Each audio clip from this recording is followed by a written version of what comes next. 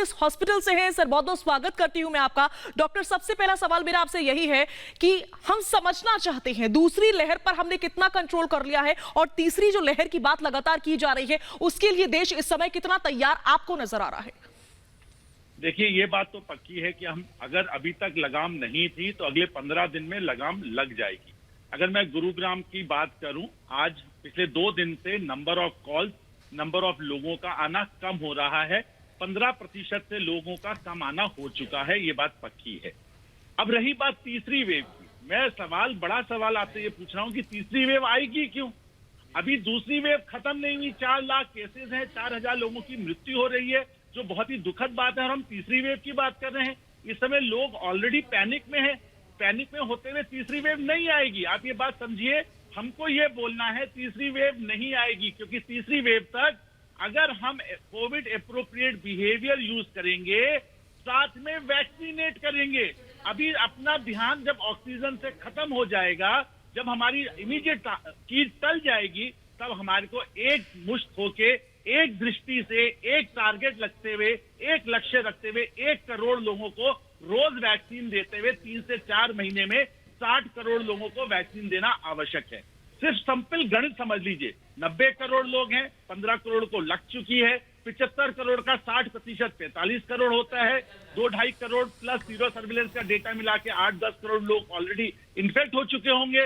35 करोड़ लोगों को आपको वैक्सीनेट करना है 2 डोजेस के साथ। अगर आप ये कर लेते हैं तो थर्ड वेव नहीं आएगी। जो हम ये बार बार बात कर रहे हैं कि पीडियाट्रिक में आएगी, मेरा अमेरिका का विश्लेषण ये कहता है देख के कि अगर हम एडल्ट लोगों को वैक्सीनेट कर देते हैं तो तीसरी वेव में बच्चे इन्वॉल्व नहीं होंगे।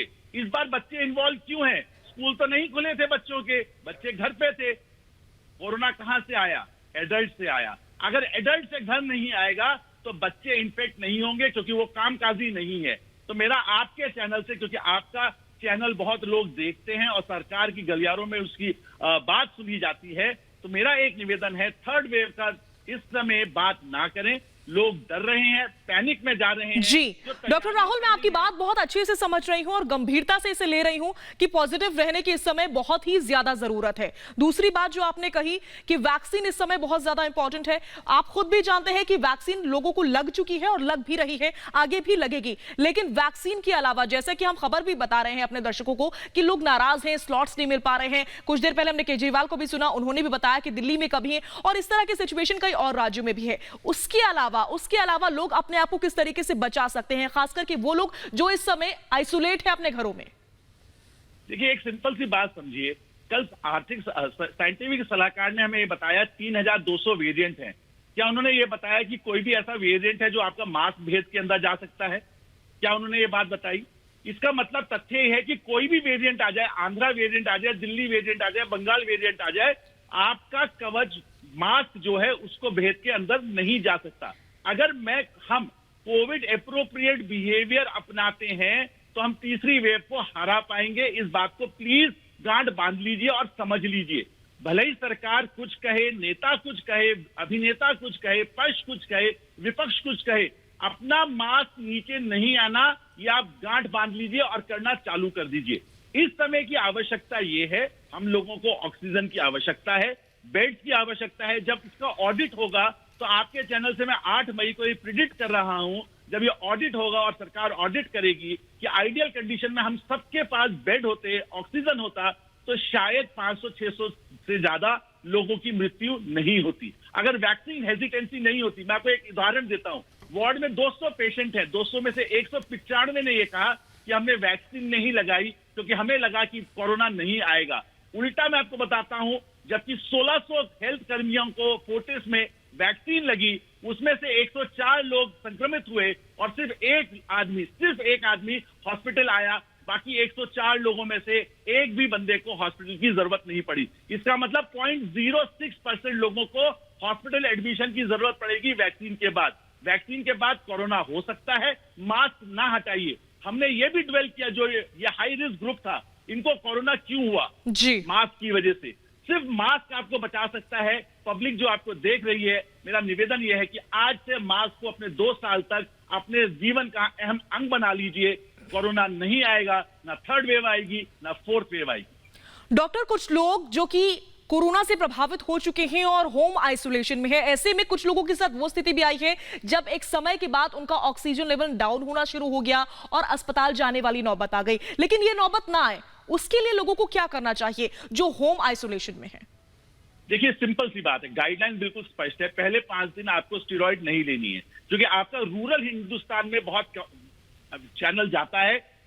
स्टेरॉइड का अब्यूज नहीं करना है। स्टेरॉइड पहले 5 दिन नहीं लेनी है।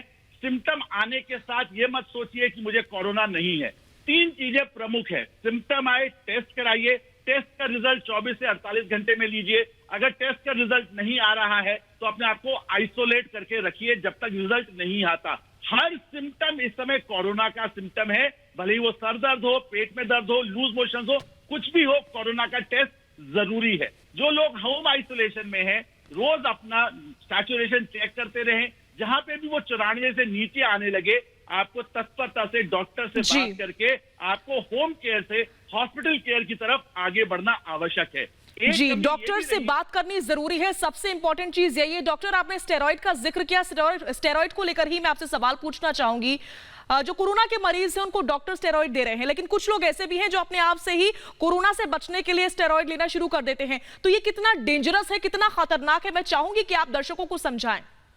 इसमें दोनों ही पक्ष है। आपका डॉक्टर भी चैनल देख रहा है, मरीज भी चैनल देख रहा है, और डॉक्टर को भी अवगत होना चाहिए कि रूरल प्लेसेस में पहले 5 दिन में स्टेरॉइड नहीं लेनी है। और मैं आपके चैनल से कहूंगा, स्टेरॉइड पहले 5 दिन में हानिकारक है, क्योंकि वायरस रेप्लिकेट कर रहा होता है। मैं उसको एडिंग फ्यूल टू फायर जिसे कहते हैं, मैं वो काम करता हूं स्टेरॉइड देके। 5वें 6ठे दिन तक बुखार नहीं उतरता, सांस बहुत ज्यादा अत्यधिक फूल रही है, सैचुरेशन पल्स ऑक्सीमीटर से 94 सैचुरेशन से नीचे जा रहा है। अपने डॉक्टर से सलाह करके स्टेरॉइड लीजिए, पर पहले 5 दिन स्टेरॉइड नहीं लेनी, नहीं लेनी, नहीं लेनी। क्योंकि एक कारण जो लोग बिगड़ के, जिनका केस बिगड़े हैं, उसका यह भी कारण है कि हम सिम्टम आइडेंटिफाई नहीं कर पाए, और सिम्टम आइडेंटिफाई करने की देरी की वजह से स्टेरॉइड कई लोगों ने बहुत जल्दी स्टार्ट कर दी, ये सोचते हुए कि वो होली बांड है, राम बांड है जो बचा लेगी। तो मेरा निवेदन है आप लोगों से, इतना अच्छा चैनल रिपब्लिक है जो आपको ये बता रहा है कि स्टेरॉइड ना लीजिए, हिंदी भाषा में स्टेरॉइड का सेवन मत करिए जब तक आपका डॉक्टर नहीं कहता या आपके 5 से 6 दिन नहीं हो गए। अगर पहले दिन पे डॉक्टर भी लिखता है तो उसे क्वेश्चन करिए, और आपके चैनल के माध्यम से अगली बार आईएमए के प्रेसिडेंट से ये जरूर बुलवाइए कि वो अपने डॉक्टर बंधुओं को एजुकेट करे कि स्टेरॉइड का पहले 5 से 6 दिन में रोल नहीं होता। जी, बहुत बहुत शुक्रिया इस तमाम जानकारी और बातचीत के लिए, और हमसे खास बातचीत करने के लिए डॉक्टर। और इसी के साथ यहां रुक रहे हैं एक बहुत छोटे से ब्रेक के लिए, और ब्रेक के बाद खबर आपको दिखाएंगे कि किस तरीके से